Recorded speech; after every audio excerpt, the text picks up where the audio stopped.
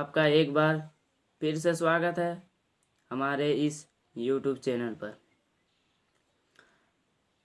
आज के क्लास में हम 10th के विशेष टॉपिक दर्पण के बारे में बात करेंगे।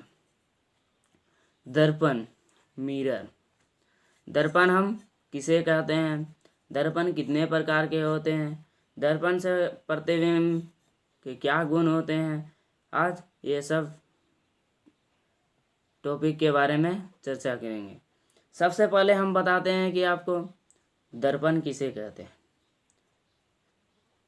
दर्पण, यदि किसी पतले कांच के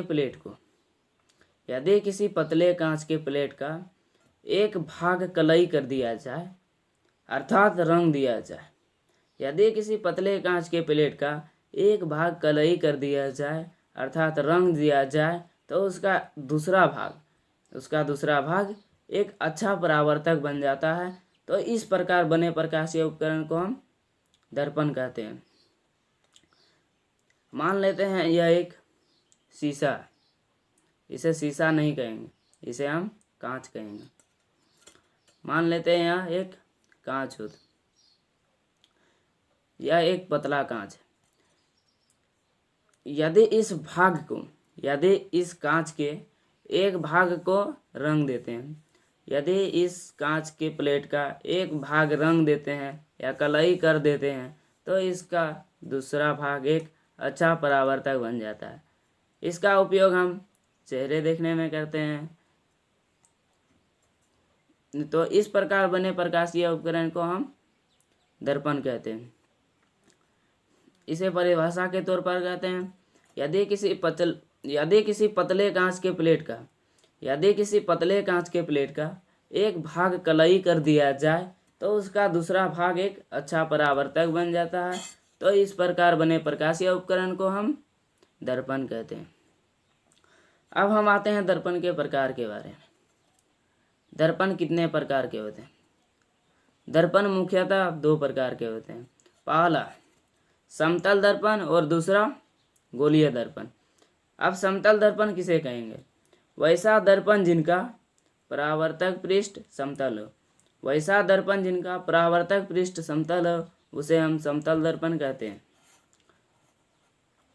अब आते हैं समतल दर्पण के गुण के बारे में। समतल दर्पण के क्या गुण होते हैं?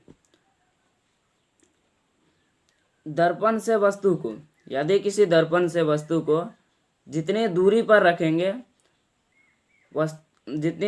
रखेंगे दर्पण भी वस्तु के पीछे उतनी दूरी पर प्राप्त होती है। इसे हम डिफिनेशन के तौर पर कहते हैं, दर्पण से वस्तु जितनी दूरी पर रहती है दर्पण भी वस्तु के पीछे उतनी ही दूरी पर प्राप्त होती है। अर्थात हम कह सकते हैं कि प्रतिबिंब की दूरी तथा वस्तु की दूरी दोनों बराबर होती है। अगर दूरियां बराबर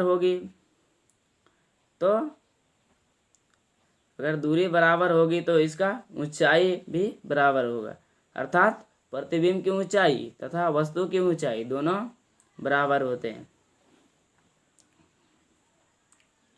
और समतल दर्पण का एक महत्वपूर्ण गुण होता है, यह गुण होता है समतल दर्पण की फोकस दूरी अनंत होती है। समतल दर्पण की फोकस दूरी अनंत होती है। यह बात आप बहुत अच्छी तरह से याद कर के रखेंगे, यह बहुत ही काम आएगी। समतल दर्पण की फोकस दूरी अनंत होती है। और एक बार और से कहेंगे, समतल दर्पण की फोकस दूरी अनंत होती है। अब हम आते हैं गोलीय दर्पण पर। गोलीय दर्पण अब किसे कहेंगे? वैसा गोलीय दर्पण जिनका परावर्तक सतह समतल दर्पण में पृष्ठ होता था और इसमें सतह होगा।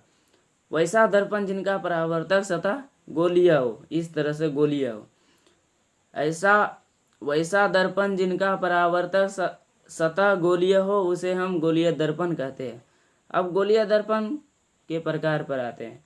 गोलीय दर्पण भी मुख्यतः 2 प्रकार के होते हैं, अवतल दर्पण और इसका दूसरा नाम होता है अभिसारी दर्पण। अब अवतल दर्पण किसे और दूसरा होता है उत्तल दर्पण, इसके साथ आएगा अपसारी दर्पण। अब अवतल दर्पण पर बात करते हैं। अवतल दर्पण किसे कहते हैं? वैसा दर्पण जिनका परावर्तक पृष्ठ अंदर की ओर धंसा हुआ हो, इस तरह से अंदर की ओर धंसा हुआ हो। वैसा दर्पण जिनका परावर्तक पृष्ठ अंदर की ओर धंसा हुआ हो, वैसे दर्पण को हम अवतल दर्पण कहते हैं। अब इस पर अभिसारी दर्पण का क्या काम आता है और यह क्या काम करती है? अभिसारी दर्पण, जब अवतल दर्पण पर प्रकाश की किरणें पड़ती है, तो अभिसारी दर्पण का काम होता है कि वह प्रकाश की किरणों को एक जगह पर समेट करके या एक जगह पर हम कह सकते हैं केंद्रित कर देता है, तो उसे हम अवतल दर्पण कहते हैं। इसे डिफिनेशन के तौर पर कहेंगे, अवतल दर्पण पर पड़ती हुई प्रकाश की किरण दर्पण से परावर्तन के बाद एक बिंदु पर केंद्रित हो जाते हैं।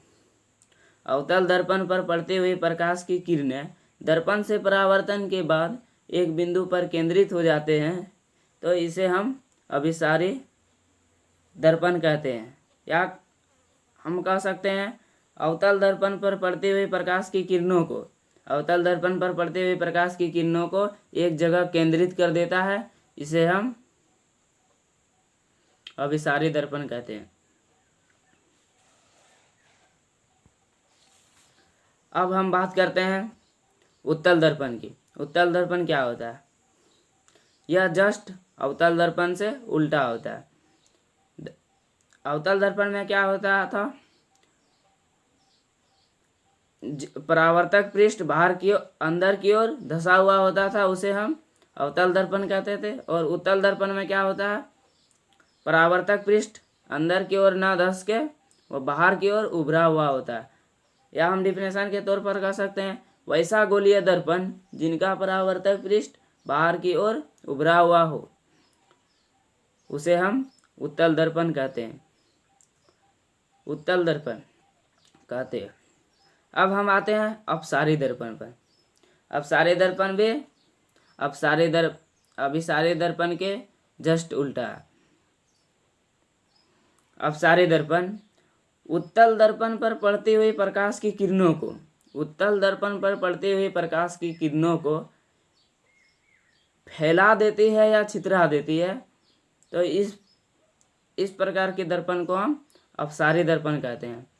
अभिसारी दर्पण में होता था कि वह अवतल दर्पण पर पड़ती हुई प्रकाश की किरणों को एक जगह केंद्रित कर देती थी, लेकिन अपसारी दर्पण उत्तल दर्पण पर पड़ती हुई प्रकाश की किरणों को एक जगह केंद्रित न करके वह चारों ओर फैला देती है। तो इस प्रकार के दर्पण को हम अपसारी दर्पण कहते हैं। उम्मीद करते हैं कि यह वीडियो आपको अच्छी लगी होगी और वह दर्पण के बारे में आपको अच्छी तरह से समझ में आ गई होगी। धन्यवाद।